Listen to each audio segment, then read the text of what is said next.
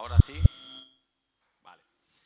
Bueno, estamos metidos de lleno en las fiestas del otoño, lo cual siempre nos genera una expectación y un gozo y un regocijo, porque como venimos explicando, enseñando, y Dios así lo ha dispuesto, que todos los años recordemos estas fechas como algo especial, que está en el corazón de Dios, que está en los planes de Dios. Quiero que vayamos rápidamente a Daniel capítulo 9. Sabéis que esta tarde, a la caída del sol, cuando aparezca la primera estrella, empezará la fiesta de Yom Teruá, la fiesta de las trompetas. Los judíos, veréis hoy en las noticias, que estarán celebrando el Año Nuevo, pero mira, eso nos hace caer en cuenta que no siempre todo lo que se está haciendo en Israel es conforme a la ciencia, es conforme a la palabra de Dios. La Biblia dice que los judíos tienen celo de Dios, pero no conforme al corazón de Dios. Entonces, no es bueno imitar todo lo que hacen los judíos, como algunos grupos cristianos están haciendo hoy en día, que parece que quieren hacerse judíos, y entonces imitan todo lo de los judíos, pero el error principal que cometieron los judíos fue no reconocer a Jesucristo como el Mesías. Lo tuvieron delante, le vieron hacer milagros, escucharon su predicación, su doctrina era asombrosa para todos, pero la Biblia dice que había un velo en los ojos y un tapón en los oídos, un espíritu de estupor para los que no reconocen a Jesucristo como el Mesías. Y eso es central en la vida de cualquier cristiano. Todo lo que tiene que ver con la palabra de Dios, con el reino de Dios, con Dios mismo, pasa necesariamente por el Hijo de Dios, por Jesucristo. El que vino hace 2000 años, prometió que regresaría, como estudiábamos y veíamos la semana pasada, y que volverá sin duda, porque Dios es fiel a toda su palabra. La fiesta de Yom Teruá sabemos que tiene que ver con el tiempo del cumplimiento de la venida de Jesús. La venida de Jesús hemos visto en su palabra que está dividida como en varias fases. La primera es el arrebatamiento de la iglesia, lo escuchábamos la semana pasada. Creemos que en una fiesta de Yom Teruá será el arrebatamiento. No sabemos si será este año, si será dentro de 10 años. Es muy difícil tratar de encajar los calendarios de los diferentes grupos judíos que llevan las cuentas de años. Hoy verás que en las noticias celebran el Año Nuevo en Israel y están por el año 5783, creo, no me acuerdo, no lo tengo anotado. Pero ni siquiera esas cuentas son fiables, porque una vez que tú quitas los ojos del Mesías, Jesucristo, todo va a ser confusión. Y no hay claridad. Unos grupos de judíos llevan la cuenta de años de una manera, otros grupos de judíos de otra manera, grupos de cristianos la llevan de otra manera. ¿Quién tiene la razón? Es muy difícil de saber. Quizá, como decía la semana pasada, una de las razones por las que Dios no nos dice exactamente la fecha, es decir, día, mes y año en que Él regresará con su Hijo Jesucristo para llevarse a la iglesia, es para que no nos acomodemos y para que estemos siempre alerta. Pero hace 2600 años aproximadamente, el profeta Daniel estaba estudiando esta cuestión de los tiempos y estaba leyendo las profecías de Jeremías, que hablaban de que Israel iba a estar cautivo 70 años en Babilonia, y en ese momento Daniel era uno de esos cautivos en Babilonia. Y él está leyendo esas profecías y está preguntándole a Dios: Señor, ¿qué tiempo estamos viviendo? ¿Cómo tenemos que interpretar el tiempo que estamos viviendo? Y esa es una oración que todos los cristianos deberíamos hacer. Es una inquietud que todos deberíamos de tener. El tiempo que estamos viviendo, ¿cuál es? ¿Estamos cerca del fin? ¿Están desencadenándose los acontecimientos del fin? Ahora mismo se empieza a oír hablar de rumores de guerra nuclear, que si Putin va a lanzar misiles nucleares, que si está reclutando más ejército, que si China le apoya, y vemos que las diferentes piezas del tablero mundial están moviéndose. Y eso nos tiene que mantener a nosotros inquietos en el sentido de, Señor, ¿qué tiempo estamos viviendo? Porque si yo sé el tiempo que estamos viviendo, el tiempo que el Espíritu Santo nos muestre que estamos viviendo, entonces voy a poder estar en el lugar correcto, haciendo lo correcto y esperando, como no puede ser de otra manera, la venida del Señor. Daniel, cuando estaba orando hace 2600 años, estaba allí en su cuarto y él estaba preguntándole a Dios, Señor, ¿qué significan estas profecías de Jeremías? Y Dios envía un ángel y le habla a Daniel. Y una de las cosas que le habla es acerca de 70 semanas que tenían que cumplirse en cuanto a Israel, a Jerusalén y al Mesías. Ten en cuenta una cosa, cuando uno estudia la profecía bíblica, toda la profecía se ha cumplido, excepto la que tiene que ver con el pueblo de Israel, con la ciudad de Jerusalén y con el Mesías en su segunda venida. Evidentemente se van a cumplir esas profecías y son las únicas que faltan por cumplirse. En ese contexto, Daniel recibe esta revelación. Dice que el ángel comenzó a hablar con él y vamos a ir al versículo 24 hasta el 27. Y le dice lo siguiente, presta mucha atención. Dice, 70 semanas están determinadas sobre tu pueblo. ¿Quién es su pueblo? Israel. Y sobre tu santa ciudad, Jerusalén, para terminar la prevaricación, poner fin al pecado y expiar la iniquidad. Todas esas tres cosas tienen que ver con la obra de Cristo en la cruz, con terminar con el pecado. Y el único que lo ha vencido es Jesucristo. Y sigue diciendo también para más cosas. Esas 70 semanas están determinadas, además de eso, para traer la justicia perdurable. Eso tiene que ver con el reino de Jesucristo de 1000 años, donde va a haber justicia permanente y perdurable, justicia eterna. Dice la Biblia que Él va a gobernar con vara de hierro. Quiere decir que nadie se va a salir del guión. Jesús no va a permitir corrupción, no va a permitir injusticia. Jesús va realmente a traer un reino como estaba diseñado originalmente en el huerto del Edén y que el pecado lo dañó y lo estropeó. Pero dice también para sellar la visión, eso tiene que ver con que esa profecía se va a cumplir en el momento en el que Dios tiene preparado para que se cumpla. Eso significa sellar la visión. No va a ser inmediata, se va a cumplir en algún momento. Dice sellar la visión y la profecía y ungir al santo de los santos, que es Jesucristo, el Hijo de Dios. Va a llegar un momento, ungir quiere decir que Él es proclamado rey. Actualmente, o mejor dicho, hace 2000 años, cuando vino Jesús, no vino como rey. Quizá los discípulos en un momento dado pensaron que ya era el tiempo de que el Mesías ocupara el trono de Israel. Y le preguntaban a Jesús, bueno, ¿y cuándo va a ser esto? ¿Cuándo vas a restaurar el reino a Israel?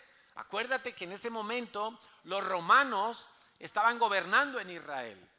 Israel era una colonia del Imperio Romano como tantas otras. Y los discípulos le decían a Jesús, Señor, ¿cuándo va a ser esto? ¿Cuándo ya vas a reinar en Israel? Y Él le dijo, no os toca a vosotros saber eso ahora. Pero el Señor vino entonces como Cordero de Pascua, como Cordero de expiación también, la fiesta que se celebrará dentro de 10 días. Él vino para quitar el pecado del mundo. Pero ahora dice que en el cumplimiento de estas 70 semanas, que ahora veremos qué significa, eso va a ser para ungir al Santo de los Santos. Siempre que había un rey nuevo en Israel, tenía que llegar el profeta y derramar con el cuerno un poco de aceite sobre la cabeza y de esa manera quedaba ungido para reinar. Ese acto de ungir al Santo de los Santos quiere decir establecer a Jesucristo como rey.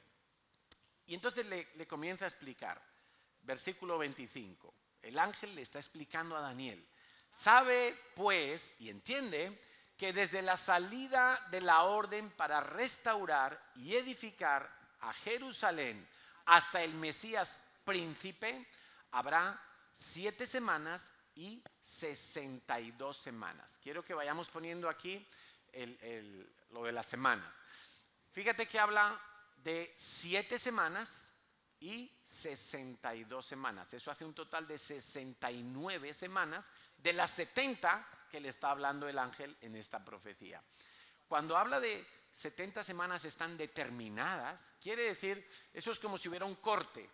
Es como determinadas, quiere decir, aquí va a haber un bloque, luego va a haber un bloque, luego va a haber un bloque. Y en este caso, lo que el ángel está diciendo es que hay 3 bloques. Lo tenemos aquí.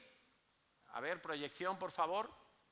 La imagen donde habla de los 3 bloques, la semana, 7 semanas, 69 semanas más una semana. Aquí lo tenemos. 7 semanas. ¿Por qué sabemos que son semanas de años? Porque el profeta Daniel estaba leyendo Jeremías cuando está orando y le está preguntando a Dios, está buscando el entendimiento de los 70 años que Jerusalén, que los israelitas tenían que estar cautivos en Babilonia. ¿Por qué tenían que estar cautivos 70 años? Pues si nos retrocedemos un poco a las profecías de Jeremías, era porque el pueblo de Israel no cumplió la ley de Dios de dejar descansar la tierra cada 7 años, dejarla descansar un año. De la misma manera que en la semana Dios ha dicho 6 años, 6 días trabajarás y 1 descansarás. La tierra era igual, 6 años había que trabajarla, cosecharla, cultivarla, pero 1 año se dejaba en descanso, es lo que en hebreo se conoce como Shemitah, es un año de barbecho, se dice en España, un año donde la tierra no se cultiva, la dejamos que descanse y que ella se regenere, cobre fuerza para volver a producir. Y ellos tenían que tener la fe de que en el 6º año recogerían cosecha suficiente para no trabajar durante el año siguiente los cultivos. Pero no lo hicieron durante 490 años. No lo hicieron. Y por eso Dios les condenó a un cautiverio de 70 años. 1 año por cada año de reposo que se habían saltado y que estaba ordenado en la ley. Por eso es que estaban cumpliendo ese cautiverio. Y estamos hablando de años. Entonces, cuando habla aquí de 70 semanas, entendemos que son semanas de años. Y por eso le habla, dice que primero habrá un periodo de 7 semanas de años, que son 49 años, 62 semanas de años, que son 434 años, y al final vamos a nombrar la última de las semanas, que es la que está por cumplirse todavía. Aquí dice que la primera semana de años es, dice, desde la salida de la orden para restaurar y edificar Jerusalén hasta el Mesías príncipe encontramos 2 bloques, 1 semana de años y 62 semanas de años. La orden para restaurar Jerusalén es difícil encajarla en qué año fue, pero todos sabemos que Esdras y Nehemías hablaron, hubo decretos del rey Ciro, del rey Artajerjes para dar permiso a los judíos. Lo que sabemos es que la restauración de Jerusalén duró 49 años. La restauración de los muros, la restauración, todo ese trabajo ocupó 49 años.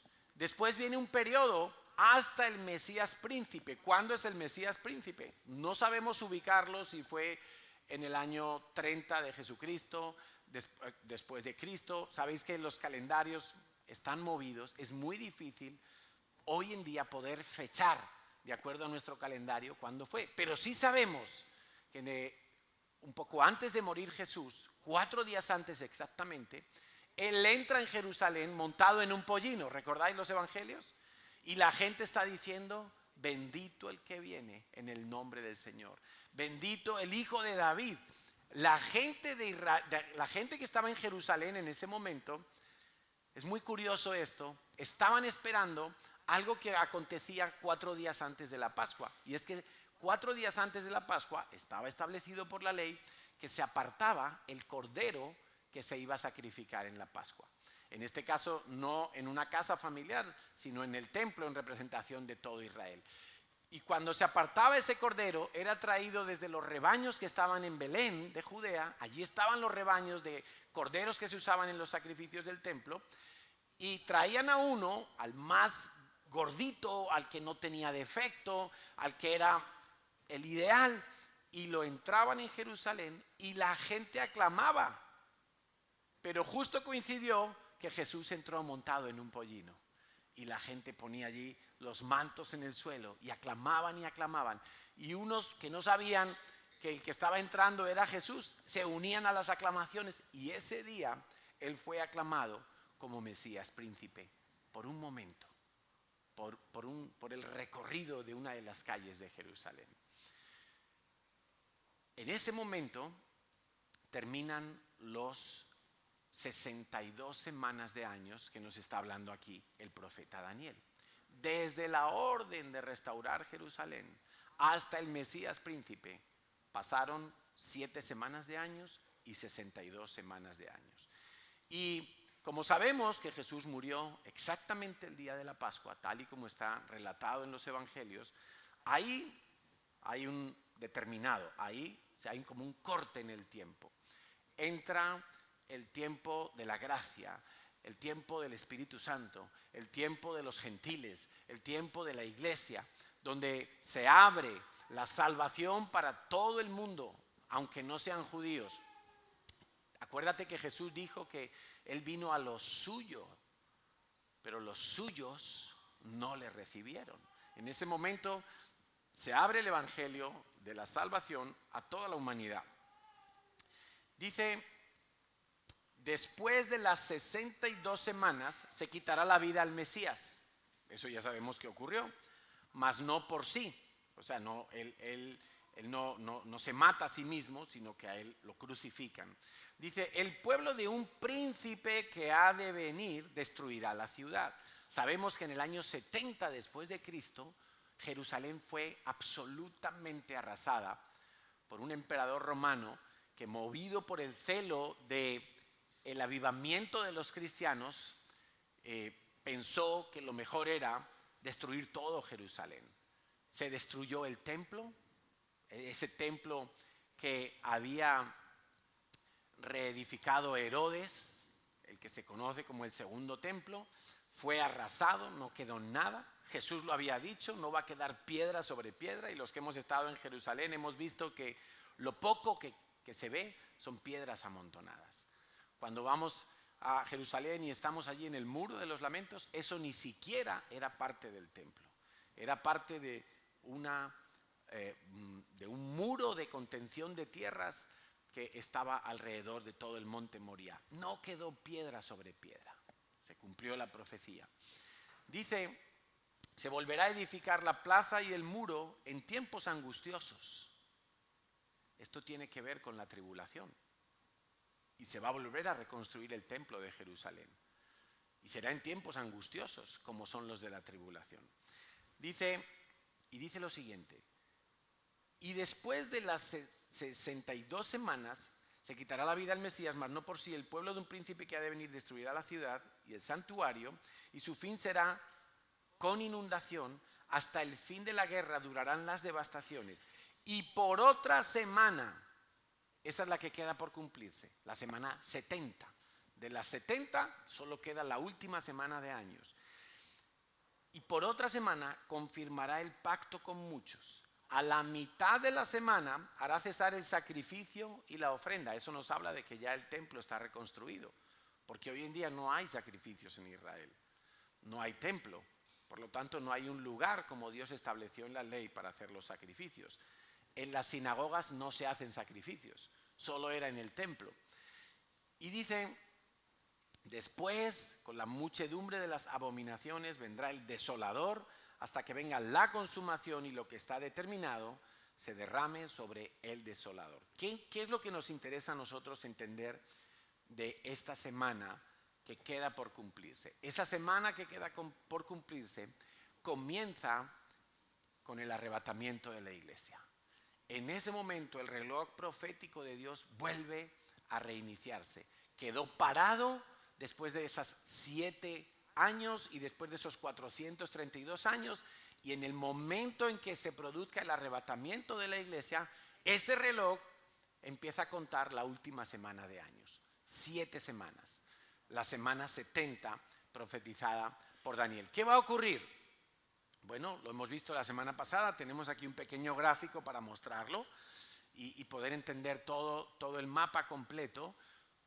Ahí vemos que hay un primer periodo de 7 semanas, vemos que hay un segundo periodo de 62 semanas hasta la entrada de Cristo a Jerusalén como el Mesías. Vemos que después hay un periodo aproximadamente de 2000 años, que es la gracia, ¿sí? Y vemos que hay un último periodo, una semana, la semana número 70, 7 años, donde se produce el arrebatamiento de la iglesia. En el cielo se celebran las bodas del Cordero, en la tierra está la gran tribulación. Todo esto nos hace pensar que lo que los hijos de Dios tenemos que estar esperando es precisamente el arrebatamiento, es estar en las bodas del Cordero.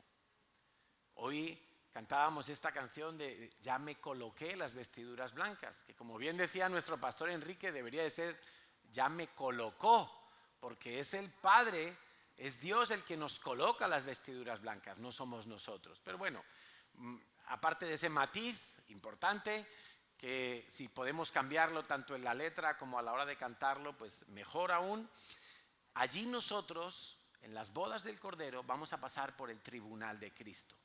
No es una predicación sobre profecía, porque me quiero centrar en lo que nosotros tenemos que estar viviendo hoy, pero sí quiero que sepas lo que te espera. El tribunal de Cristo es un tribunal para los creyentes solamente, no es para los incrédulos, es para los que han nacido de nuevo, es para los que se van en el arrebatamiento y para los que han resucitado, como veíamos la semana pasada, en ese toque de trompeta, esa voz de arcángel, que Jesucristo vendrá en las nubes. Y en ese tribunal habrá recompensas. Eso lo puedes encontrar en Romanos 14:10 y en 2 Corintios 5:10. Ahí habrá recompensas. Ahí son las famosas coronas que Dios estará poniendo, o que Cristo estará poniendo, conforme tú hayas vivido tu vida cristiana, tu llamado, según has usado los dones que Dios te ha dado, según hayas sido fiel a Dios en el llamado que te hizo, recibirás una serie de coronas, galardones, recompensas. Y eso es para los hijos de Dios, solamente para los hijos de Dios. Después de eso, las bodas del Cordero, entonces dice que vendrá Jesucristo, esta vez sí, y leemos en Zacarías que Él pondrá su pie sobre el monte de los olivos, donde hemos estado hace pocas semanas, y ese monte se partirá en dos. Habrá una parte que irá al norte, una parte que irá al sur, de manera que Él entrará por la puerta dorada hasta el templo y allí será coronado como rey. Eso es lo que se conoce como la segunda venida. O sea, a veces hablamos de segunda venida e incluimos todo, el arrebatamiento más la segunda venida. En este caso estamos especificando, la segunda venida es ya visible, todo ojo lo verá. Todo ojo lo verá en todas las naciones de la tierra, en todas las latitudes, todo ojo lo verá.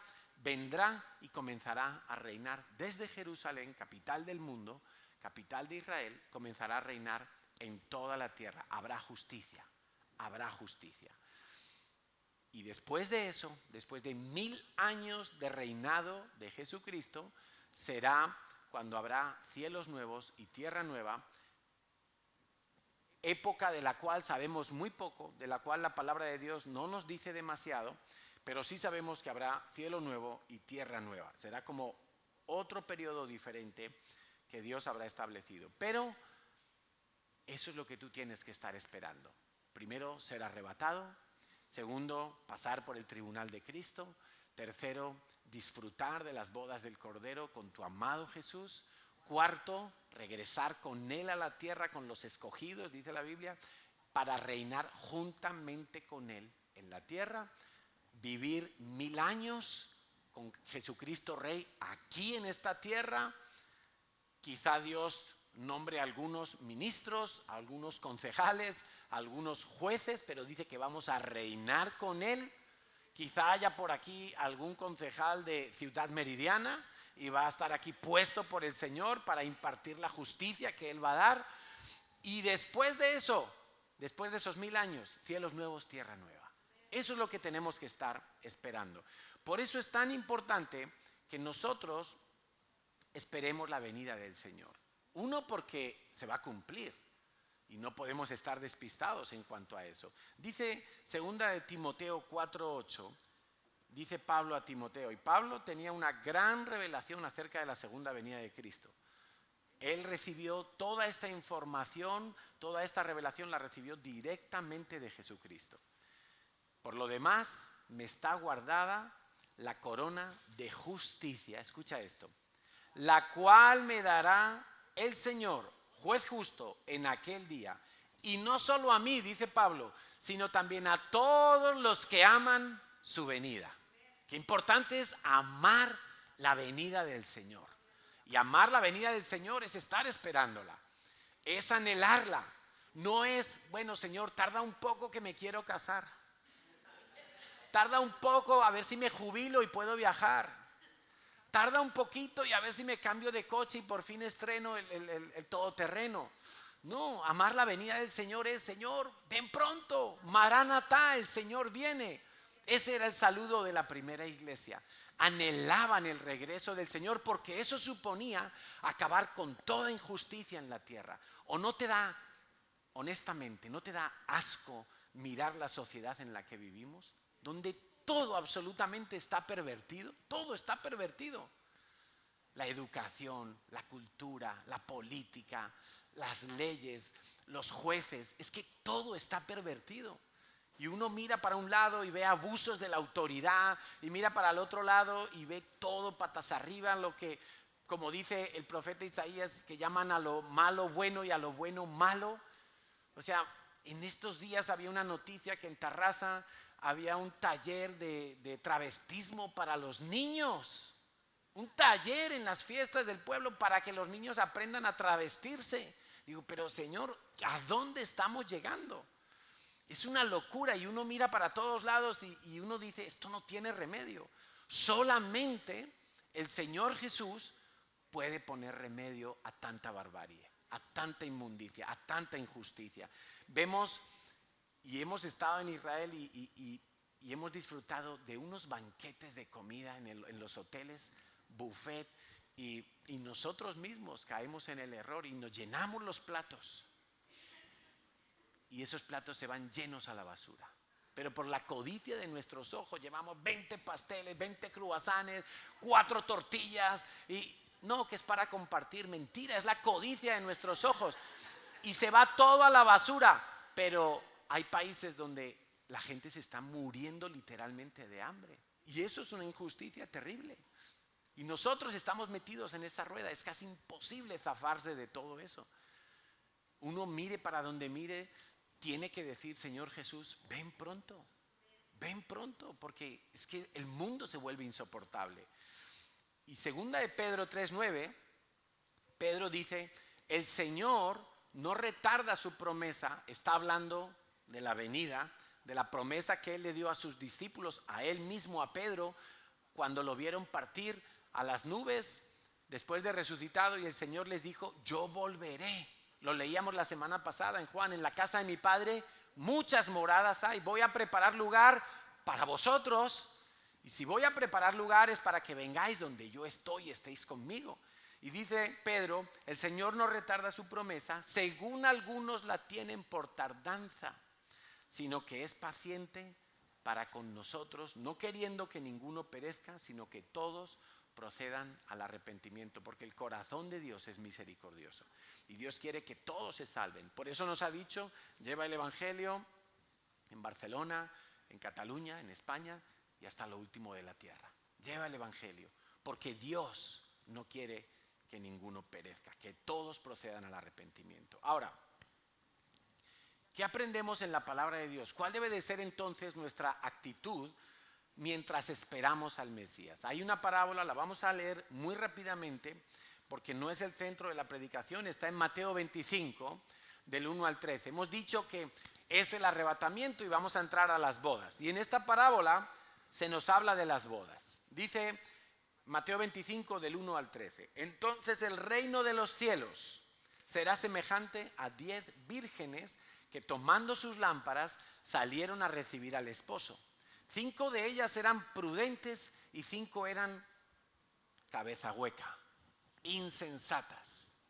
Las insensatas, mira lo que hicieron, tomaron sus lámparas, pero no tomaron aceite consigo. Las lámparas, no sé si da tiempo, Carlota, a buscar una lamparita de estas bíblicas.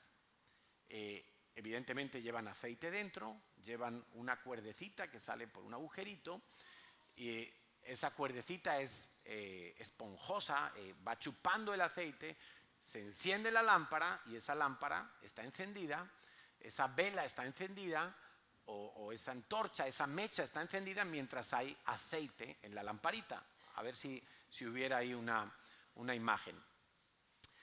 En la antigüedad, las bodas, bíblicamente, la esposa, la novia, tenía que esperar al novio de noche. Había como una especie de juego donde el novio iba a venir a raptar a la novia. Y así lo llaman hasta el día de hoy en Israel. Yo hablaba con el guía si todavía se celebraban las bodas así en Israel, y me decía que en algunos lugares donde todavía guardan esas tradiciones, así se hacía y se hace. Entonces el novio viene por la noche y hay como un juego donde se secuestra a la novia, se la rapta, como para llevarla a la cámara secreta. Entonces aquí vemos una lamparita, ¿ves? De barro, dentro se pone el aceite, ahí hay una cuerdecita que conecta con el aceite, está chupando el aceite y el aceite se prende ahí la lamparita, y mientras hay aceite, la lámpara está encendida. ¿Por qué era importante esto? Porque cuando venía el novio de noche, la novia tenía que tener su lámpara encendida. Y el novio se acercaba a la chica porque había varias vírgenes. Aquí vemos que había 10. Y entonces el novio tenía que identificar cuál era la suya. La que tiene la verruguita aquí. Entonces el novio tenía que acercarse, la novia sí tenía la lámpara, se la ponía así para que el novio viera el rostro y el novio dijera: esta es mi amada, vengo a por ella. Así es como hacemos las bodas en la iglesia. Y entonces, una vez que la identificaba, se la llevaba. Era un juego, pero representaba, ellos ni lo saben, todo lo que va a ocurrir con Cristo y la iglesia. Estas vírgenes insensatas dice que tenían sus lámparas, pero las lámparas tenían poco aceite. Mas las prudentes tomaron aceite en sus vasijas juntamente con las lámparas. Es decir, que además de la lamparita, tenían una vasija con aceite extra. De manera que si el novio se tardaba, la lamparita quizá iba a apagarse, pero ellas echaban más aceite en la lamparita y seguía luciendo la luz. Yo no sé si alguna vez te ha pasado que se va la luz en casa y de repente buscas la linterna por ahí en un cajón y cuando la enciendes casi no tiene pilas. Y tú dices: porquería, no me sirve ni para ver dónde están los cuchillos. Y no, si tú tienes una lámpara, la lámpara tiene que iluminar bien, si no, no va a cumplir su función. Dice que, versículo 5, tardándose el esposo. Y ahí está, llevamos 2000 años. Los cristianos llevan 2000 años, llevamos 2000 años, y en todas las generaciones ha habido gente anhelando y esperando el regreso de Jesús. Aquellos primeros discípulos que escribieron los evangelios y que conocieron a Jesús, ellos pensaban que el Señor volvía en cualquier momento, al día siguiente, la semana siguiente, el mes siguiente. Estaban esperando a Jesús. Estaban deseando que el Señor viniera, acabara con la imposición romana y estableciera el reino de Dios allí en Jerusalén de nuevo. Dice, tardándose el esposo, cabecearon todas y se durmieron. ¿Y eso de qué nos habla? Dice que cabecearon todas, las que tenían aceite y las que no tenían aceite, las que fueron prudentes y las que fueron insensatas. Y eso nos habla de que en la vida cristiana todos vamos a pasar por baches, todos vamos a pasar por momentos donde queremos tirar la toalla, vamos a pasar por dificultades, por pruebas. El tiempo se alarga, uno ora por promesas: Señor, te pido esto, te pido la conversión de mi familia, te pido la vuelta de mis hijos a la iglesia, te pido estos documentos, te pido esto, y se tarda. Y muchas veces nosotros como que nos dormimos y dejamos de esperar, dejamos de estar como atentos, velando. Eso nos puede pasar a todos. Es lo que nos enseña esta parábola. Y no es lo grave. Lo grave es lo que ocurre a continuación. Dice que a la medianoche ya sabéis que es el momento donde tienes el sueño más profundo. Cuando las fuerzas de élite de una ciudad quieren liberar a los rehenes de un secuestro, normalmente lanzan su operación a medianoche. Cuando el secuestrador tiene más sueño, cuando el sueño le está pudiendo. Las vigilias más difíciles de la noche, cuando hacíamos el servicio militar, eran a las 3 de la mañana, a las 4 de la mañana, porque es cuando uno ya está como borracho de sueño. Es difícil mantenerse despierto allí.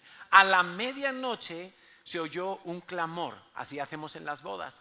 Ahí viene el esposo, salid a recibirle. ¿Quién tiene que salir? Las vírgenes. Tienen que ir a ver, ¿es este mi esposo? Tengo que ir, que él me reconozca. Si es el mío, me tiene que reconocer. Tengo que poner mi lámpara para que me vea que soy yo. Las insensatas, aquí viene el esposo, salid a recibirle. Entonces, todas las vírgenes se levantaron, todas se despiertan y arreglaron sus lámparas. Y en ese momento las insensatas dijeron a las prudentes, dadnos de vuestro aceite porque nuestras lámparas se apagan. Estaba ya la llamita a punto de extinguirse. Y una lámpara que no alumbra lo suficiente no sirve. Las prudentes respondieron diciendo, para que no nos falte a nosotras y a vosotras, id más bien a los que venden y comprad para vosotras mismas. Pero mientras ellas iban a comprar, vino el esposo. Y las que estaban preparadas, las prudentes, entraron con él a las bodas y se cerró la puerta. Después vinieron también las otras vírgenes diciendo, Señor, Señor, ábrenos la puerta. Mas él, respondiendo, dijo, de cierto os digo que no os conozco. Y la enseñanza es, versículo 13, y esto lo puedes subrayar en tu Biblia, velad, pues, porque no sabéis el día ni la hora en que el Hijo del Hombre ha de venir. Algunos han dicho que, basándose en este versículo, no sabemos el día ni la hora en que el Hijo ha de venir. ¿Cómo entonces podemos afirmar que Jesucristo vendrá en un día de Yom Teruah? Bueno, la expresión nadie sabe, no sabéis, mejor dicho, ni el día ni la hora, es una expresión hebraica. Es una expresión que tú no la entiendes si no entiendes la cultura de los hebreos, la cultura bíblica del Antiguo Testamento. Acordaos que la semana pasada dijimos que la fiesta de Yom Teruah se produce en el primer día del mes séptimo. Vimos aquí que los meses bíblicos son meses lunares y vimos el ciclo de la luna, ¿verdad? No sé si lo tenemos por ahí todavía. Si lo tenemos, lo ponemos. Y entonces, en el ciclo de la luna, cuando hay luna nueva, puede haber 2 noches en las que no se ve ni una rayita de la luna. Y por eso surgía la frase, nadie sabe el día ni la hora. Esa frase se refiere a que no se sabe exactamente si era la primera noche o la segunda noche cuando el mes daba comienzo. Por eso es una fiesta que dura 2 días. Empieza hoy por la tarde y termina el martes por la tarde a la caída del sol. Porque nadie sabe el día ni la hora. Podía ser en la primera noche, que la luna se empezaba a ver, la primera rayita creciente, o podía ser en la segunda noche. Esa expresión, nadie sabe el día ni la hora, se refiere a eso. No se refiere a que nadie sabe en qué momento señalado por Dios en el calendario va a venir el Mesías. Independientemente de eso, la enseñanza aquí es que tenemos que velar. Tenemos que velar. Y la forma de velar es con lámpara y con aceite. La lámpara evidentemente te ayuda a ver lo que Dios ve. Lámpara es a mis pies tu palabra, dice el salmista. O sea, el proverbio. Entonces, la palabra es revelación. La lámpara es la palabra revelada en tu vida por medio del aceite que es el Espíritu Santo. Si tú no tienes Espíritu Santo, es imposible que tengas revelación de la palabra de Dios. Por eso hay gente que viene a la iglesia y viene a la iglesia y viene a la iglesia, pero si no tiene aceite en sus vasijas, si no tiene aceite en sus lámparas, la palabra no le pasa de aquí. Le llega a la mente, la entiende intelectualmente, toma información, toma datos, pero sale por esa puerta y no la puede aplicar en su vida, porque no tiene revelación, no tiene aceite. El aceite es cuánto tienes tú almacenado del Espíritu Santo. Y eso tiene que ser día a día. Por eso tienes que velar. Las insensatas son creyentes que no valoran lo espiritual. Por eso no le dieron importancia a tener aceite cuando salieron a recibir al esposo. Es como que fueron de cualquier manera. No se prepararon. Las prudentes, sin embargo, son personas fieles que buscan a Dios constantemente para estar preparados en todo lo que va a acontecer. No solo para la venida del Señor, sino en todo lo que va a acontecer.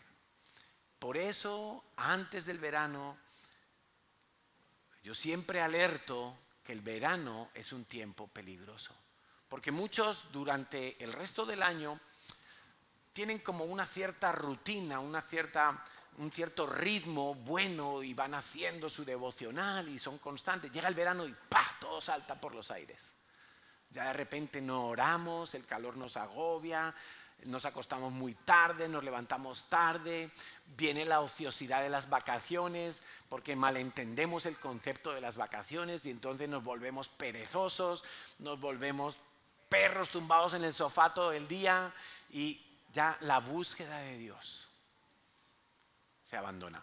Y quizá la manera de terminar el verano y empezar el otoño es este trompetazo. Y esta predicación es un trompetazo para tu vida. Ponte las pilas, vuélvete un cristiano prudente que toma aceite, lo almacena en su vasija para que la lámpara, para que la palabra de Dios cobre todo el sentido en tu vida. No solamente intelecto, no solamente conocimiento, sino revelación que te ayude a caminar. Yo he llamado a esta predicación 8 ventajas de las vírgenes prudentes. 8 ventajas, 8 características, pero que son ventajas para tú estar esperando correctamente a Dios. Y el Señor me habló esto en la primera carta de Juan, en los capítulos 1 y 2. Y vamos a estar leyendo estos capítulos para entender cuáles son las ventajas que tienen las vírgenes prudentes, las que son fieles en buscar a Dios, las que van a tener sus lámparas bien preparadas, que cuando venga el Señor no nos va a sorprender, como a las insensatas, que se vieron descuidadas, desprevenidas. No tengo aceite, ay, dame aceite. Algunos creen que la unción viene porque alguien imponga las manos a otro. No, la unción tú la consigues de rodillas en tu cuarto, buscando el rostro del Señor cada día. Así se consigue la unción. Ese cristianismo fácil de que oren por mí, de que me unjan, de que me lo hagan todo. No, eso es imprudencia. Eso es que no has entendido todavía la palabra de Dios. Y nos tiene que preocupar si no entendemos la palabra de Dios, porque eso quiere decir que me falta Espíritu Santo. Por eso el apóstol dijo que nosotros no íbamos a ser enseñados, sino que vamos a tener al Espíritu Santo. Si tú como cristiano todavía necesitas que todo te lo expliquen, quiero que sepas que algo está mal allí. O te estás acostumbrando mal, o te están acostumbrando mal y no te estás poniendo tú las pilas a depender directamente de Dios. Primera de Juan 1, del 5 al 10. Vamos a empezar leyendo el 5 y el 6. Y ahí vamos a encontrar la primera ventaja de las vírgenes prudentes. Este es el mensaje que hemos oído de Él y os anunciamos. Dios es luz y no hay tinieblas en Él. Vamos a repetirlo juntos. Dios es luz y no hay tinieblas en Él. Si decimos que tenemos comunión con Él, y andamos en tinieblas, mentimos, no practicamos la verdad. Es decir, es incompatible. Yo no puedo decir que tengo comunión con Dios, pero estar andando en tinieblas. ¿Qué representa aquí la luz y las tinieblas? Representa exactamente eso, revelación de Dios. Cuando en el Génesis tú encuentras que se hizo la luz, no se estaba refiriendo a la luminosidad, se estaba refiriendo al conocimiento revelado de Dios. Porque unos días más tarde Dios hizo el sol y la luna. Pero sin embargo al principio dice que Dios hizo la luz. Cuando hablamos de luz, luz en la palabra de Dios, cuando dice que Dios es luz, se está refiriendo a que Dios alumbra tu entendimiento, a que Dios alumbra tu espíritu. Eso solo puede ocurrir en una persona que ha nacido de nuevo. Y Dios te da revelación para que su palabra, la palabra que ha salido de su boca, alumbre todo tu caminar, como una antorcha en medio de la noche, ¿sí? Entonces, primera ventaja de las vírgenes prudentes es que tienen comunión con Dios. Y esto no es cualquier cosa. Tener comunión con Dios, en este caso, es algo fluido. Las vírgenes prudentes tienen una relación fluida con Dios, una relación constante de confianza, de libertad, de gracia. No es algo forzado, no es algo como imitado, fingido. No, es algo que sale naturalmente porque tienen comunión con Dios.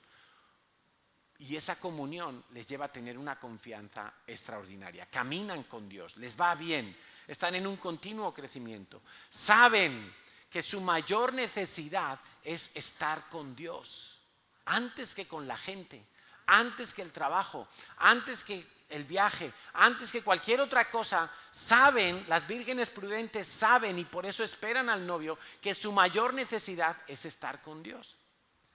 Por eso una virgen prudente, cada día cuando se levanta, lo primero que hace es apartar un tiempo para estar con Dios. Tal y como nos enseñó el Señor Jesucristo. Cerrada la puerta en tu aposento, allí a solas con Dios.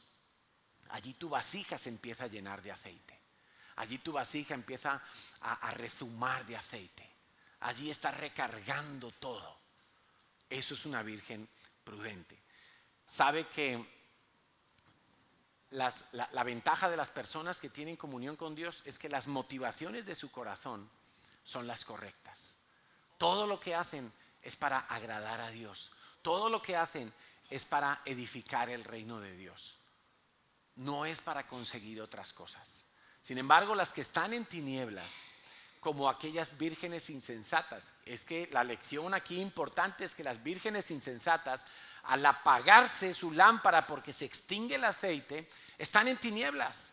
No tienen la sabiduría, no tienen la revelación de Dios, no saben para dónde tienen que ir.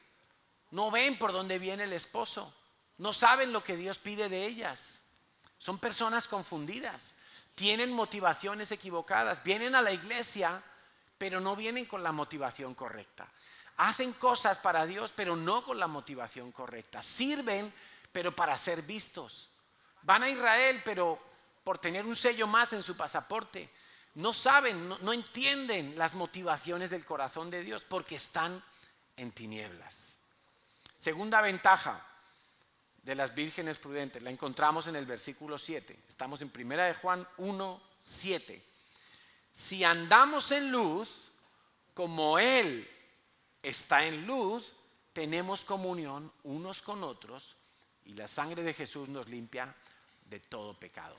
Ahí el énfasis es la comunión unos con otros. Las vírgenes prudentes tienen buenas relaciones en la casa de Dios, en la iglesia. Yo no sé si tú te has fijado, pero normalmente es muy fácil ver que los espirituales se juntan con espirituales y los carnales se juntan con carnales. Los que son chismosos se juntan con chismosos. Eso es como un imán. Entonces de repente el que es murmurador encuentra a alguien que tiene ese mismo espíritu y se ponen a murmurar. El que es codicioso se junta con otros codiciosos. El que tiene ojos vagos para mirar a las mujeres con lascivia se junta con otros que tienen esa misma inclinación. Pero el que es espiritual, el que está en la búsqueda de Dios, se junta con los espirituales. Y entonces comparten y se edifican. El que le gusta evangelizar se junta con otros evangelistas. El que le gusta estudiar la Biblia se junta con los estudiosos de la Biblia. Y así vemos que en la iglesia las vírgenes prudentes tienen buenas relaciones sanas y fuertes en la iglesia con otras personas que son igualmente prudentes y están en la búsqueda de Dios. Mira, una persona que busca de Dios, su interés en los demás es que busquen de Dios también. No es solamente beneficiarse a sí mismo, no es solamente pensando en a ver qué me pueden aportar, sino que hay un interés más alto, más noble, que tiene que ver con la salvación. Ahora, tener comunión con otros creyentes implica que yo puedo abrir mi corazón con esas personas. Y de ahí viene el consejo que nos da la palabra de Dios de confesar nuestros pecados unos a otros. Cuando la palabra de Dios dice que confesemos nuestros pecados unos a otros, no es para obtener el perdón de Dios. El perdón de Dios se obtiene por medio del sacrificio de Cristo. Yo lo creo, yo confieso mi pecado y aplicando la sangre de Jesús a mi vida, Dios me perdona. Así, inmediatamente. Yo no necesito confesar mi pecado a una persona para ser perdonado por Dios, pero necesito confesar mi pecado con una persona para poder trabajar mi pecado. Porque el pecado se debilita cuando lo confieso. Porque cuando yo lo traigo a la luz y Él está en luz, entonces el pecado es expuesto y es como una cucaracha, se va a ir a esconder. Sin embargo, si yo oculto mi pecado y yo vivo de apariencias, entonces estoy en el terreno favorito del diablo, lo oculto, las tinieblas. Allí él puede seguir apretándome con ese pecado, afligiéndome con ese pecado, culpabilizándome con ese pecado, haciéndome tropezar, tener temor del pecado, cuando mi único temor tiene que ser el temor de Dios. La comunión unos con otros es tan beneficiosa que me permite trabajar mis debilidades, porque no tengo miedo de abrir mi corazón con otras personas y de mostrar cuál es mi debilidad y de pedir ayuda y de pedir a otros que me ayuden a orar por algo con lo que estoy batallando. Y esa es una de las riquezas de tener comunión unos con otros. Seguimos leyendo y vamos a encontrar la tercera y la cuarta razón, la tercera y la cuarta ventaja de las vírgenes prudentes. Seguimos leyendo el versículo 8, primera de Juan 1:8. Si decimos que no tenemos pecado, nos engañamos a nosotros mismos y la verdad no está en nosotros. Si confesamos nuestros pecados, Él es fiel y justo para perdonar nuestros pecados y limpiarnos de toda maldad. Si decimos que no hemos pecado, le hacemos a Él mentiroso y su palabra no está en nosotros. Hijitos míos, sigue diciendo el siguiente capítulo, estas cosas os escribo para que no pequéis, y si alguno hubiere pecado, abogado tenemos para con el Padre, a Jesucristo el justo, y Él es la propiciación por nuestros pecados, y no solamente por los nuestros, sino también por los de todo el mundo. Mira, una de las cosas que observamos con frecuencia en la iglesia, la palabra de Dios dice en Timoteo que la raíz de todos los males es el... A ver, ¿qué es? No, el dinero no. El amor al dinero. Primera de Timoteo 6:10. Raíz, origen, detonante, impulsor de todos los males de este mundo y de mi vida es el amor al dinero. Entonces, si yo tengo un mal, ya tengo una clave para orar y trabajar, y es que estoy amando el dinero. No, pero ¿qué tiene que ver que yo me lleve mal con mi esposa con amor al dinero. Bueno, es que a lo mejor te llevan mal con tu esposa porque gasta más de lo que tú quieres y no te rinde cuentas y qué sé yo, y el dinero es fuente de conflicto.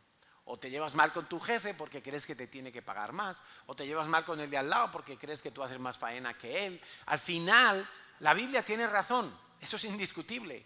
Raíz de todos los males es el amor al dinero. Y muchas veces estudiamos temas del dinero y gente dice, yo no tengo problema con el dinero.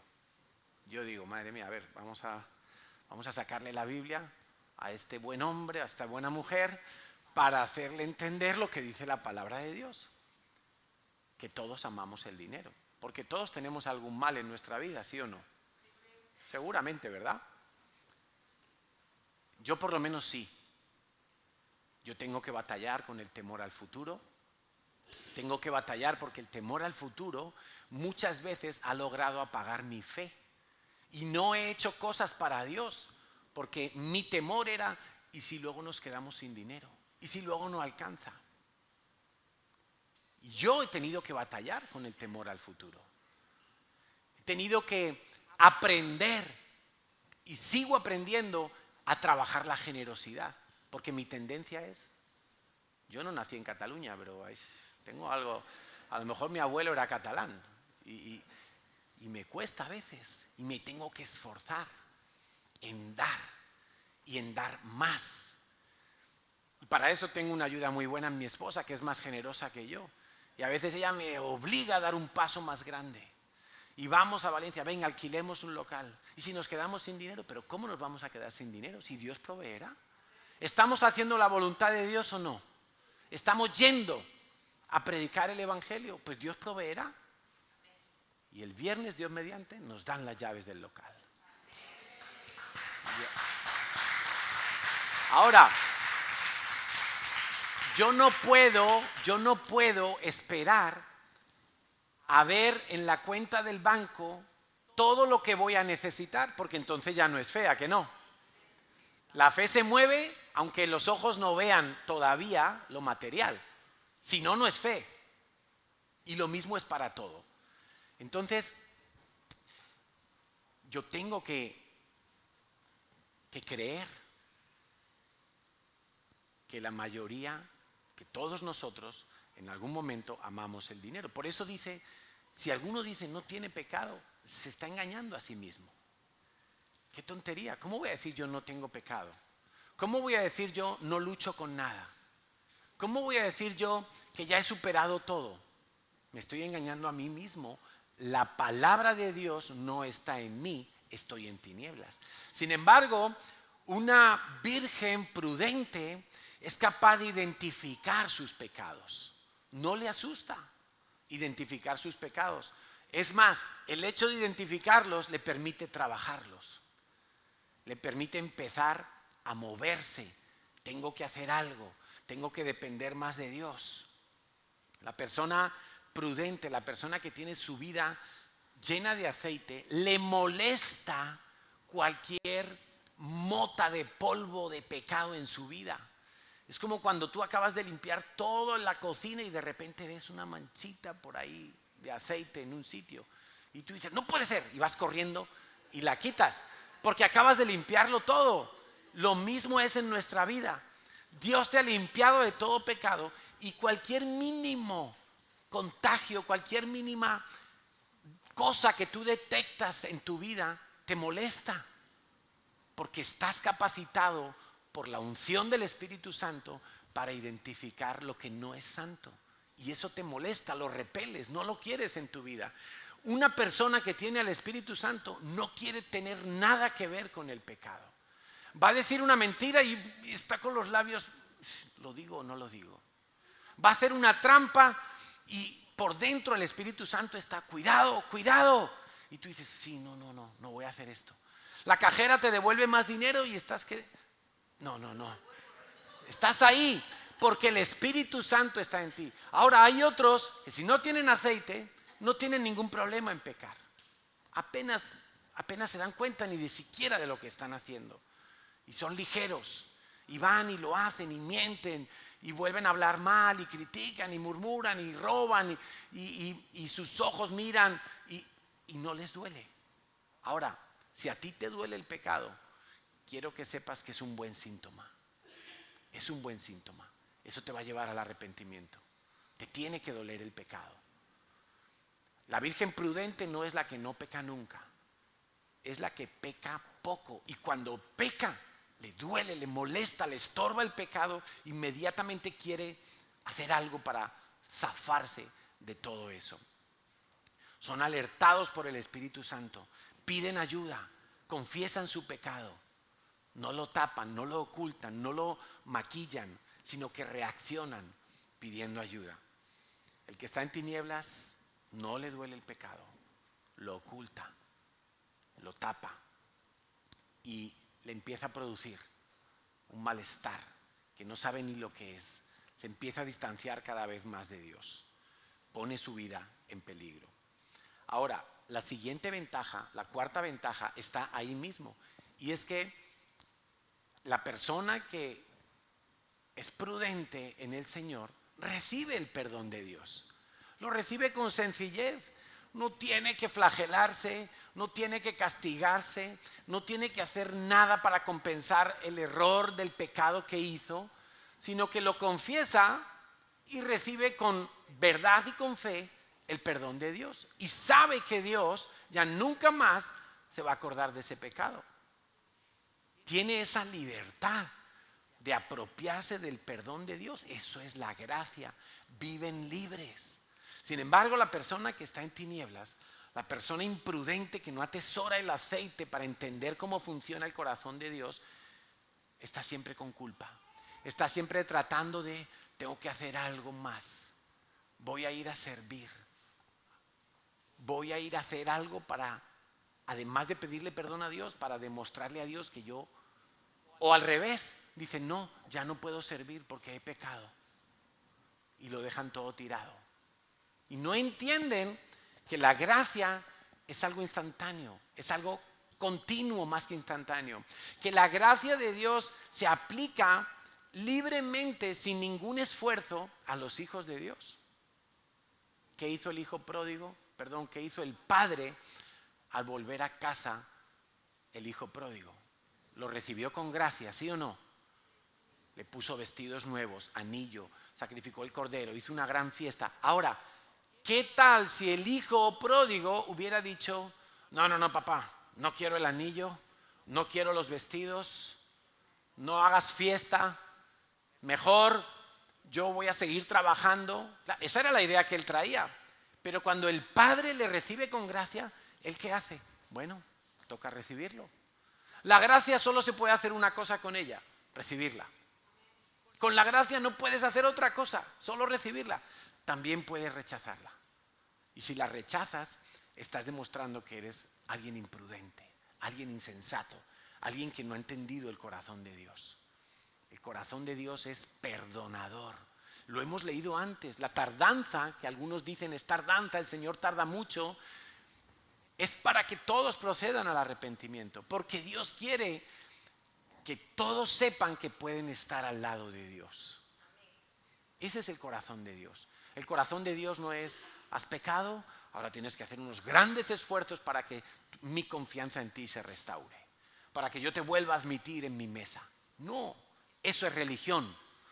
Eso es imprudencia de no tener Espíritu Santo para saber cómo funciona la gracia de Dios. Siempre en ciclos pecaminosos, los que viven en tinieblas, siempre reproduciendo viejos patrones. Por eso tenemos que velar continuamente, porque mira, tú no sabes cuándo vas a tener un día difícil. Tú no lo sabes, no sabes cuándo va a venir el Señor. Creemos que vendrá en un día de Yom Teruah, pero mira, a estas alturas del paseo, yo te digo, el Señor puede venir dentro de 3 meses y no ser Yom Teruah. Es que Dios es soberano. El Señor puede venir dentro de 1000 años. No lo sé. Como no sabemos nada de lo que va a acontecer un minuto después de ahora, nosotros tenemos que estar velando todo el tiempo para que cuando venga una situación difícil, yo no me vaya a los viejos patrones y a las viejas conductas. Ahora acaba de comenzar un curso de sanidad en la iglesia y el curso de sanidad te va evidentemente a ayudar a desprenderte de muchas cargas pesadas y a sanar muchas cosas que están produciendo daño en tu vida, pero eso no significa que termina ese curso y tú ya no tienes que hacer nada. Todo lo contrario, tú tienes que tomar toda esa herramienta espiritual y tenerla siempre lista para usarla cuando sea necesario. Porque si no, mira, el que tiende a la depresión, cuando le venga una época mala, si no tiene aceite en su vida, se va a deprimir. El que tiende a endeudarse, cuando venga una época mala en su vida, si no tiene aceite, se va a endeudar.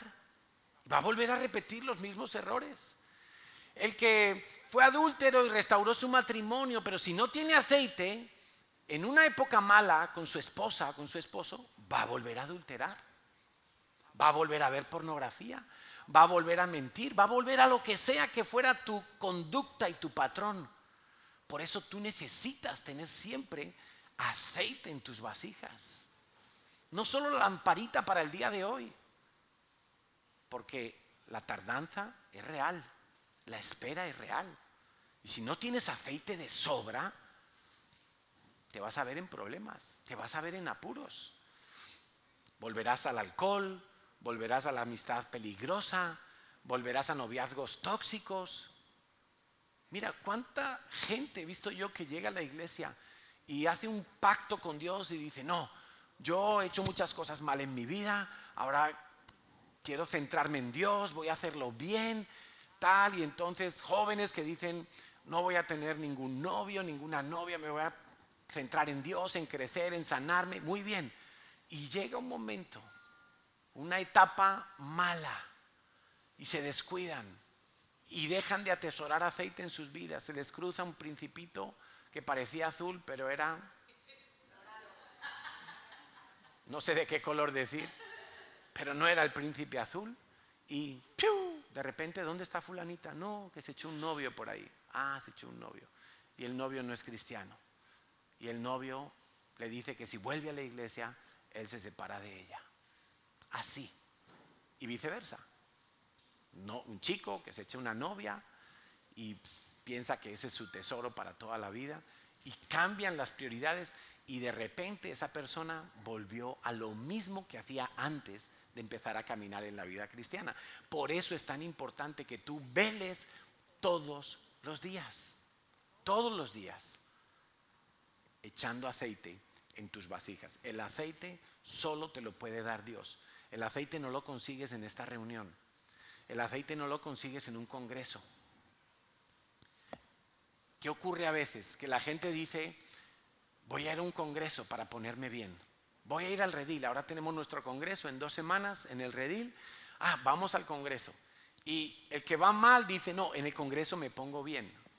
Y puede ser que se ponga bien, porque en la misericordia de Dios puede humillarse y Dios lo restaura.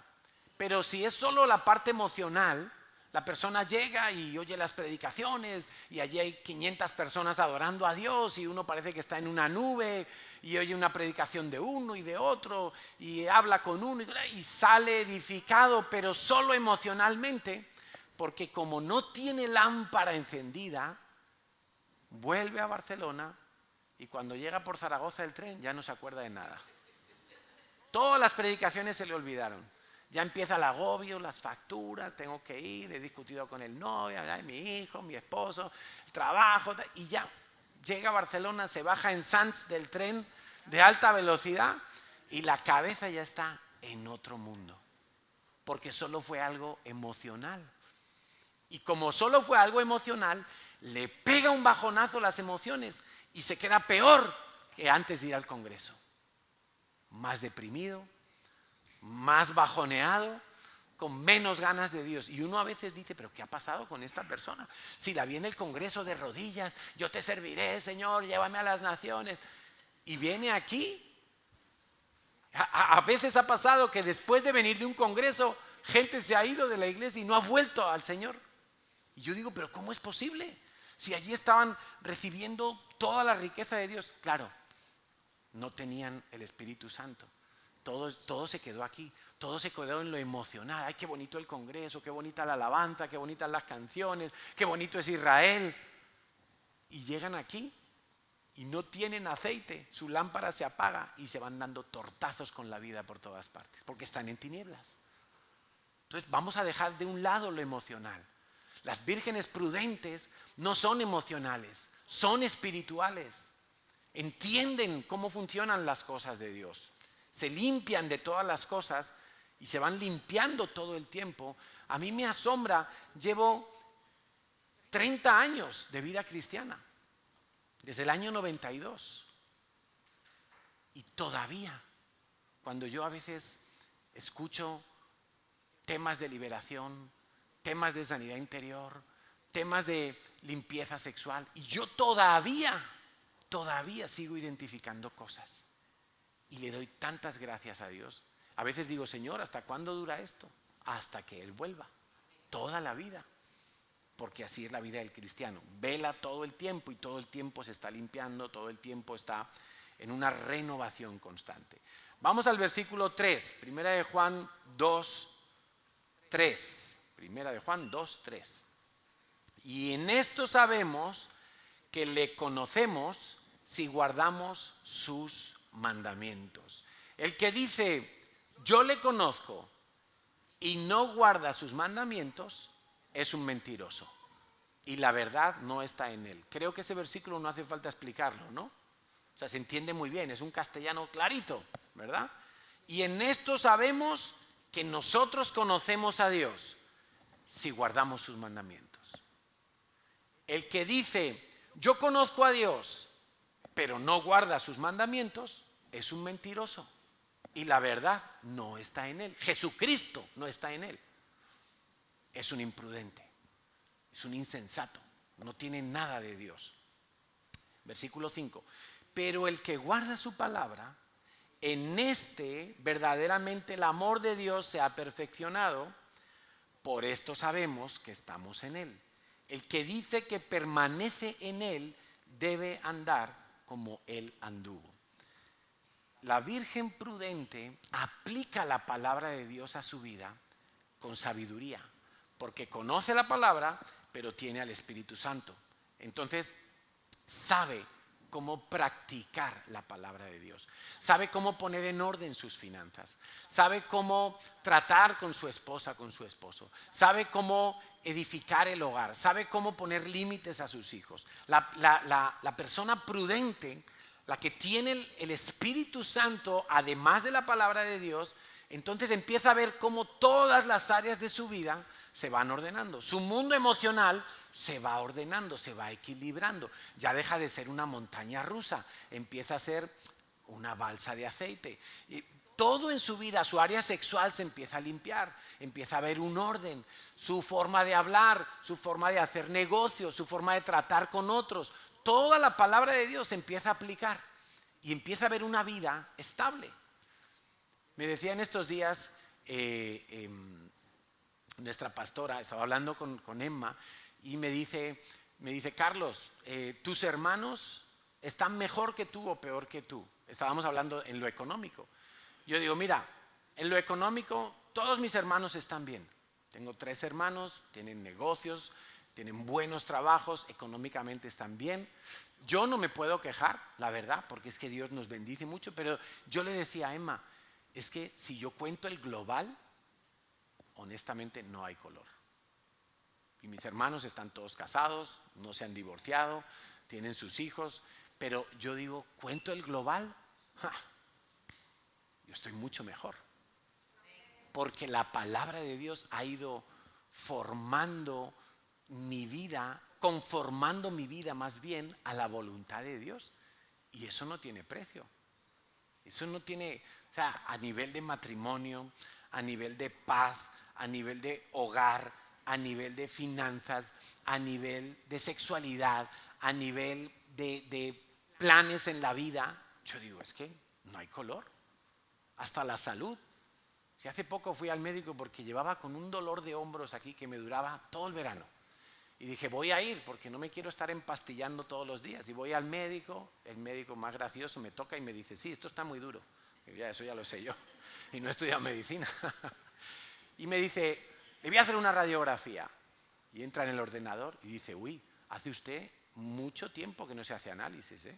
Digo, claro, si es que yo nunca vengo al médico. Si es que no me pongo malo.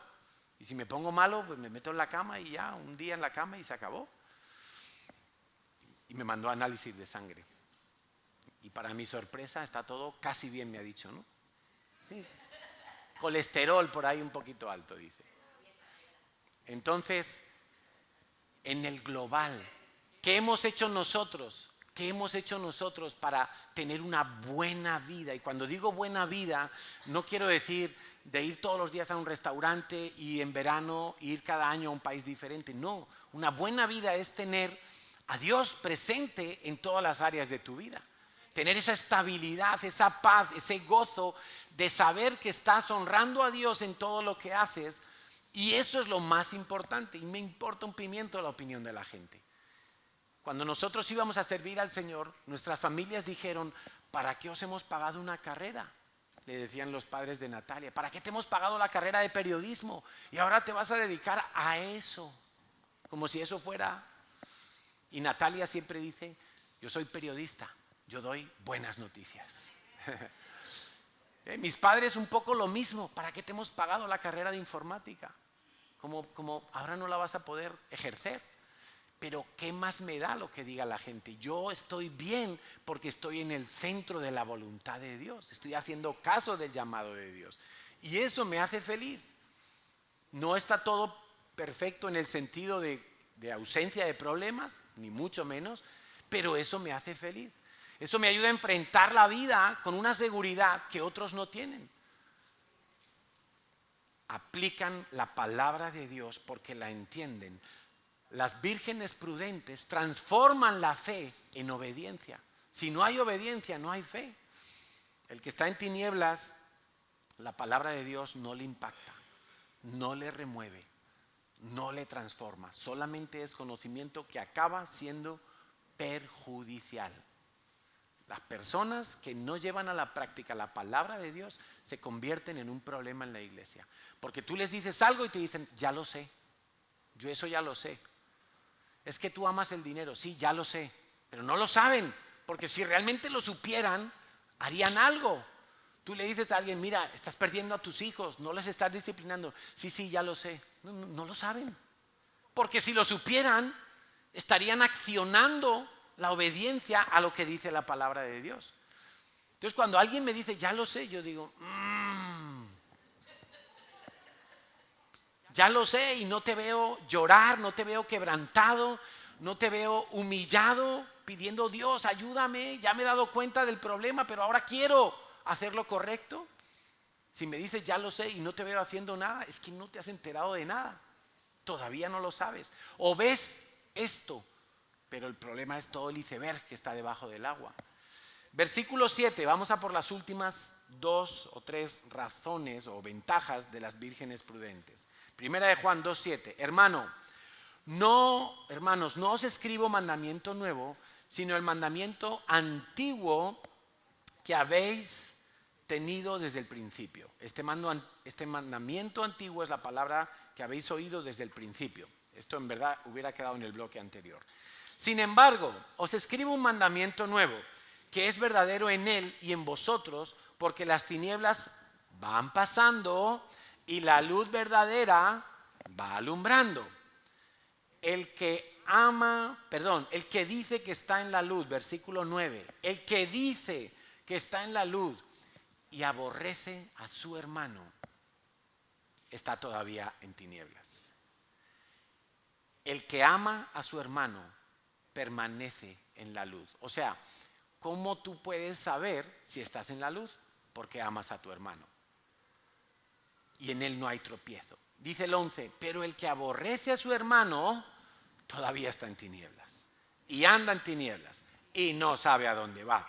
Porque las tinieblas le han cegado los ojos. Entonces, Las vírgenes prudentes, las personas prudentes son aquellas que han aprendido a amar a sus hermanos. Y está hablando de hermanos en la fe. Está hablando de hermanos en la fe. Personas que han aprendido a amar a los demás en la iglesia y aman para edificar la iglesia. Desarrollan compasión por el que está a su lado. Y a lo mejor el que está a tu lado es una persona difícil. Tú sabes a lo que me refiero, ¿no? Hay personas que son más fáciles de amar. Hay personas que son difíciles de amar. Pero una persona que está llena del Espíritu Santo ama a todos. Ama a todos. No evita a ninguno, sino que los ama. A los amargados, a los difíciles, a los poco sociables, a los de mal humor. Los ama. Los ama, aunque sean de temperamento diferente, aunque no tenga afinidad de otras cosas con ellos, pero el amor de Dios está disponible para seguir amando. Y mira, no es un amor humanista, no es un amor de le voy a hacer el favorcito de llevarle en el coche porque no puede traer al niño. No es un amor humanista, es un amor centrado en edificar el reino de Dios, en fortalecer espiritualmente a los demás. Es un amor centrado en que el otro pueda llevar a cabo la voluntad que Dios tiene para su vida. No es un amor para yo sentirme bien, no es un amor de ONG, no, es un amor para dar vida, para proveer salvación, para edificar el reino de los cielos. Los que están en tinieblas, sin embargo, no aman y no se dejan amar. El joven rico que se encontró con Jesús estaba en tinieblas y no se dejó amar por Jesús. La Biblia dice que Jesús lo amó hasta el final y le dijo, ve, vende todo lo que tienes, dalo a los pobres y sígueme. Le hizo esa propuesta, ese llamado tan radical porque lo amaba, pero no se dejó amar. Y se fue como triste, amargado. Seguramente se fue diciendo, mira, qué atrevido este, que venda todo lo que tengo. Pero ¿cómo puede ser posible? No, hombre, no me pidas eso. A mí pídeme que vaya a la sinagoga y ayune, que vaya y haga una buena obra, no sé, algo así. Entonces los que están en tinieblas no soportan la corrección, no se sujetan a nadie, critican, murmuran, causan divisiones, todo les molesta. En el servicio se quejan porque no lo hacen por amor, tienen motivaciones equivocadas. Vamos a por la siguiente ventaja. Versículo 12, ahí mismo. Primera de Juan 2:12. Os escribo a vosotros, hijitos, porque vuestros pecados os han sido perdonados por su nombre. Os escribo a vosotros, padres, porque conocéis al que es desde el principio. Os escribo a vosotros, jóvenes, porque habéis vencido al maligno. Os escribo a vosotros, hijitos, porque habéis conocido al Padre. Os he escrito a vosotros, padres, porque habéis conocido al que es desde el principio. Os he escrito a vosotros, jóvenes, porque sois fuertes y la palabra de Dios permanece en vosotros y habéis vencido al maligno. La séptima ventaja que tienen las personas prudentes es que tienen autoridad espiritual. Tienen victorias espirituales en su vida. No le tienen temor al mundo espiritual, a hacer guerra espiritual. Buscan, cuando hay un problema, buscan la manera espiritual, acomodando lo espiritual a lo espiritual para resolver ese asunto, para salir adelante, para encontrar una solución. No buscan primero lo natural, el atajo de los hombres. Las personas prudentes en Cristo saben cuál es su posición espiritual, lo tienen claro, tienen autoridad espiritual.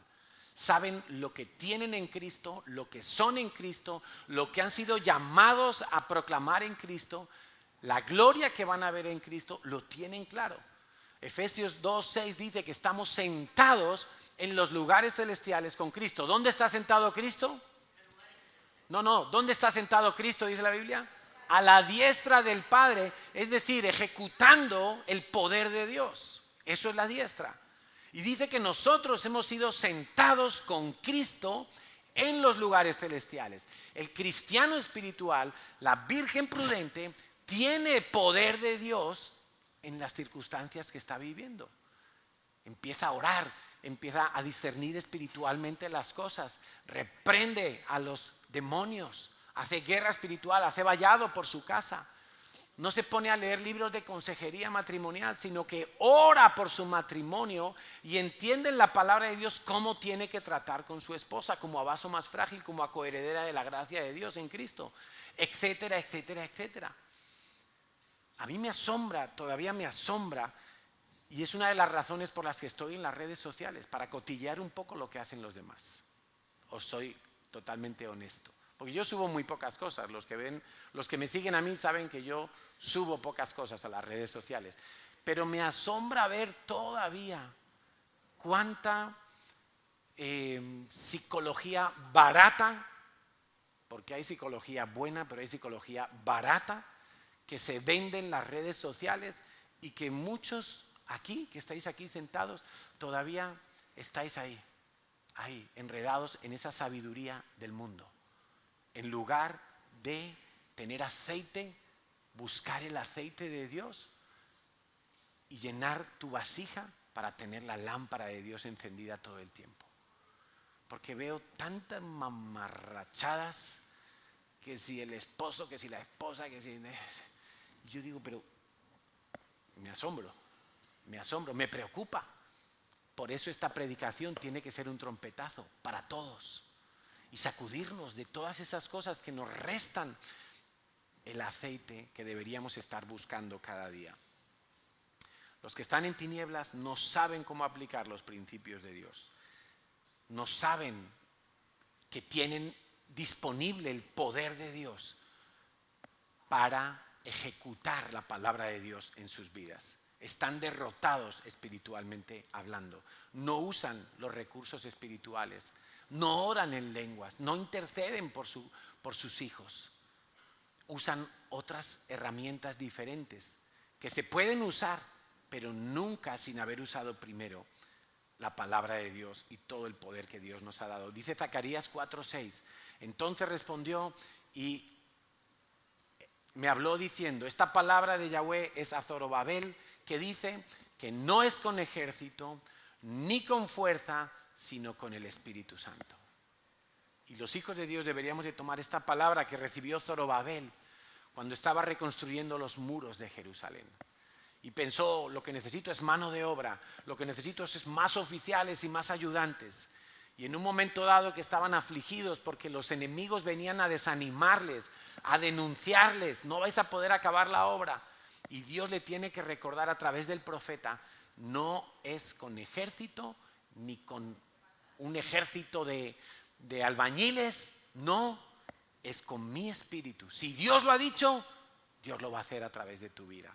Pero lo tienes que creer y no tienes que dejar que esa lámpara se apague, sino que todos los días recordar las promesas de Dios. Los que tienen la luz de Dios empiezan por el Espíritu y acaban por el Espíritu. Empiezan buscando la dirección de Dios y acaban dándole gloria a Dios por los resultados. Amén. Última ventaja, versículo 15. No améis, los músicos que pasen por favor, no améis al mundo ni las cosas que están en el mundo. Si alguno ama al mundo, el amor del Padre no está en él, porque todo lo que hay en el mundo, que son deseos de la carne, deseos de los ojos, vanagloria de la vida, no proviene del Padre, sino del mundo. Y el mundo pasa, y sus deseos pasan, pero el que hace la voluntad de Dios permanece para siempre. No améis al mundo ni las cosas que están en el mundo. Yo puedo disfrutar de las cosas que están en el mundo. A mí me encanta ver fútbol, a mí me encanta ver películas, a mí me gustan muchas cosas, me gusta ir a un buen restaurante. Y eso es mundo y no es malo. Lo malo es amar al mundo. Lo malo es que mi enfoque sea creer que necesito eso o que eso es mi tesoro para ser feliz o para tener allí mi seguridad. Si yo creo que el mundo me va a dar la felicidad, siempre voy a ser un infeliz. Nunca voy a encontrar la felicidad porque la felicidad solo te la puede dar Dios. Si creo que esa es mi seguridad, nunca voy a estar seguro. Toda la vida voy a pasar en angustia porque tu seguridad solo puede venir de Dios. El mundo pasa y sus deseos. ¿En qué te estás enfocando? Las vírgenes prudentes se enfocan en Dios. aman a Dios por sobre todas las cosas. Cuando hay un conflicto entre lo que Dios me dice y lo que el mundo me dice, lo que te dicen los profesores de tus hijos, lo que te dice la sociedad, lo que te dicen las leyes del gobierno, cuando hay un conflicto entre Dios y lo que dice el mundo, las vírgenes prudentes escogen lo que dice Dios y lo llevan hasta el final y lo obedecen y le siguen, porque aman a Dios por sobre todas las cosas. No es un amor emocional, no es un amor condicional, no es un amor que si me cuesta mucho ya no lo hago.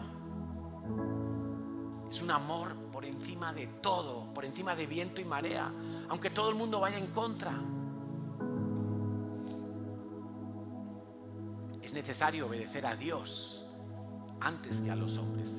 Y creo que en esta iglesia, y creo que nuestros pastores Enrique y Emma nos han enseñado a vivir ese principio: obedecer a Dios antes que a los hombres, estar en el mundo sin enredarnos en el mundo. Aprovechamos lo que nos da el mundo, lo disfrutamos mientras se pueda, pero si hay que soltar, se suelta. Amamos a Dios por encima de todas las cosas. No amamos el mundo. El mundo pasa, familia, y todos los deseos, todo lo que tú deseas de este mundo se va a pasar, pero la voluntad de Dios permanece para siempre. Todo lo que tú hagas dentro de la voluntad de Dios va a permanecer para siempre. Y vas a tener coronas si trabajas dentro de la voluntad de Dios. Pero si trabajas para los deseos del mundo, nada va a quedar, porque ¿qué dice la Biblia? Que todo eso pasa, va a desaparecer. Amamos a Dios por sobre todas las cosas. Las vírgenes prudentes no se distraen del llamado de Dios, porque no están amando el mundo. El mundo propone y cambia constantemente, pero allí no están las vírgenes prudentes, allí están las insensatas. Las vírgenes prudentes no se enredan en las modas pasajeras del mundo, no entran en esas modas. Ahora veo a los cristianos que todos se quieren tatuar, tatuajes. ¿Acaso eso no es una de las modas de este mundo? Veo a muchos cristianos que quieren celebrar la vida como la celebra el mundo, con alcohol, con brillo de luces, pero no con la luz de Dios. Mira, cuando tú tienes la luz de Dios, ninguna luz es más potente que esa. La luz que alumbra tu entendimiento, la luz que te da claridad en tu mente. Entonces, si tú quieres esperar al Mesías de la manera correcta, tú vas a tener que proveerte del aceite cada día. Esto no se consigue en esta reunión. Aquí te doy pautas, te doy palabra de Dios, pero va a depender de ti cómo esté tu vasija y tu lámpara en el día de la venida del Señor. Y yo quisiera que no fuéramos de las 5 imprudentes que se quedaron fuera y que les tocó vivir la tribulación, periodo angustioso y difícil, terriblemente difícil de soportar, donde solamente habrá salvación si eres un mártir que muere decapitado y no te dejas marcar por el anticristo. Todo eso está en la Biblia. Pero no, a mí no me gusta poner el foco de atención en los planes del diablo. A mí me gusta poner el foco de atención en los planes de Dios, porque yo estoy en la luz y es lo que más anhelo, que el Señor venga mañana si hace falta. Mañana mismo, Señor, ven. ¿Qué quieres? ¿Conseguir más cosas en esta vida? ¿Estás comparando eso que tú puedas llegar a lograr? Tener nietos, casarte, qué sé yo, formar una empresa, comparado con estar en las bodas de nuestro amado Señor. No lo compares, por favor, no tiene ninguna comparación posible. No ames más el mundo que a Dios. Ama a Dios por sobre todas las cosas. Vamos a ponernos en pie y vamos a cantar esta canción. Y mientras canta esta canción que habla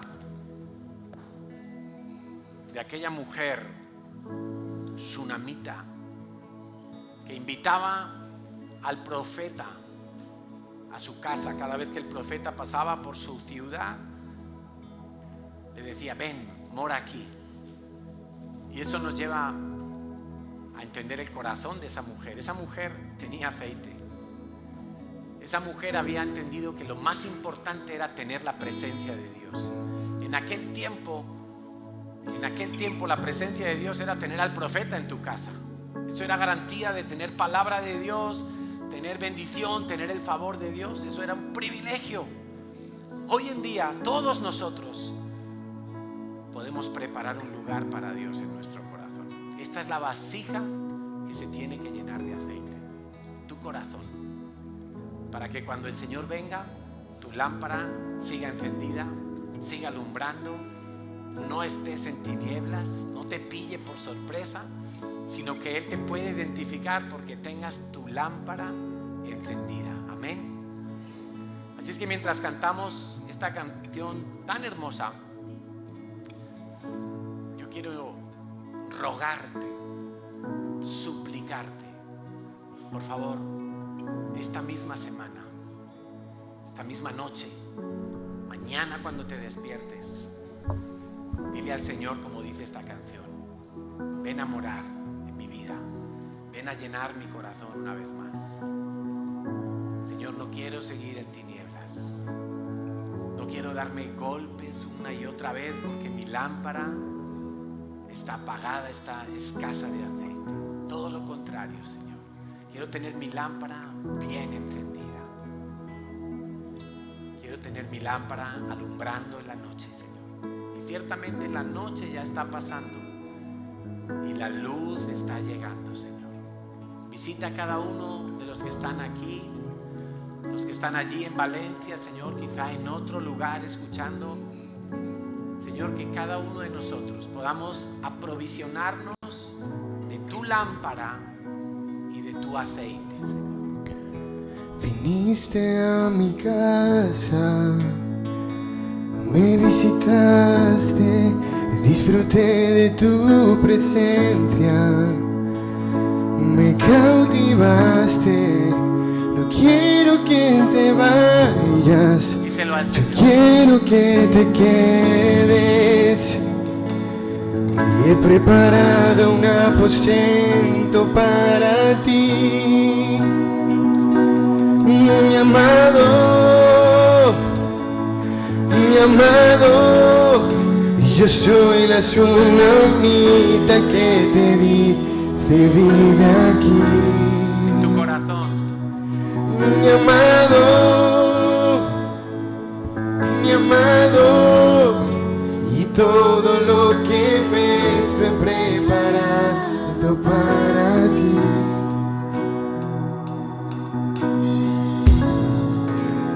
Viniste a mi casa, me visitaste, disfruté de tu presencia, me cautivaste. No quiero que te vayas, yo quiero que te quedes. Y he preparado un aposento para ti, La iglesia dice: mi amado. mi amado, mi amado. Yo soy la tsunamita que te dice vive aquí, mi amado, mi amado. Todo lo que ves lo he preparado para ti.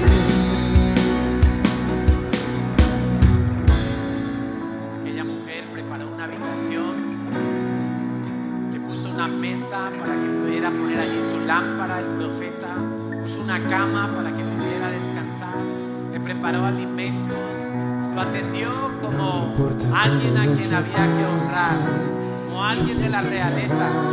mucho más. Solo quiero estar contigo una Y así yo quiero preparar mi corazón para ti, Señor. No importa todo lo que cueste, tu presencia vale mucho más. Solo quiero estar contigo una y otra. No importa todo lo que cueste, tu presencia vale mucho más. Solo quiero estar contigo Una y otra y otra y otra vez. No importa todo lo que cueste, tu presencia vale mucho más. Solo quiero estar contigo.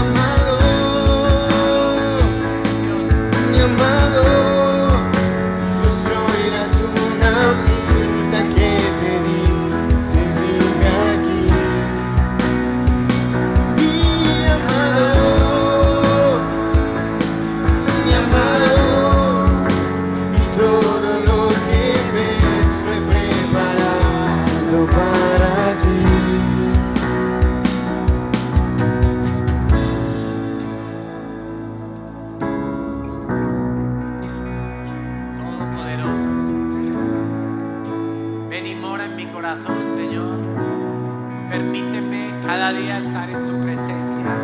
Ayúdame, Espíritu de Dios, a no flaquear, a no despistarme, a no mirar para otro lado, a entender el tiempo que estamos viviendo, a buscarte como la prioridad absoluta de mi vida, a no diluirme en este mundo, Señor. Queremos sacudirnos el polvo de este mundo y queremos embadurnarnos de tu aceite. Amado Señor, queremos ser ungidos con el óleo de tu Espíritu Santo, que cuando tú vengas nos halles velando, que cuando tú vengas nos halles guardando tu palabra, cumpliendo tu voluntad, Señor, anhelándote a ti más que cualquier otra cosa. Perdónanos, Señor, perdónanos si nuestro amor se ha ido detrás de otros hombres. Perdónanos, Señor, si nuestro amor se ha desviado de ti. Hoy queremos volvernos a ti en arrepentimiento. Hoy queremos decirte, Señor, te necesitamos, cueste lo que cueste. Quiero más de ti, Señor. Solo quiero estar contigo. No quiero que otros me cuenten lo que tú eres capaz de hacer. Quiero vivirlo, Señor. No importa todo lo que cueste, tu presencia vale mucho más. Solo quiero estar contigo. No importa todo lo que cueste, tu presencia vale mucho más. Solo quiero estar contigo. No importa todo lo que cueste, tu presencia vale mucho más. Solo quiero estar contigo. Mi amado, mi amado, yo soy la Suna.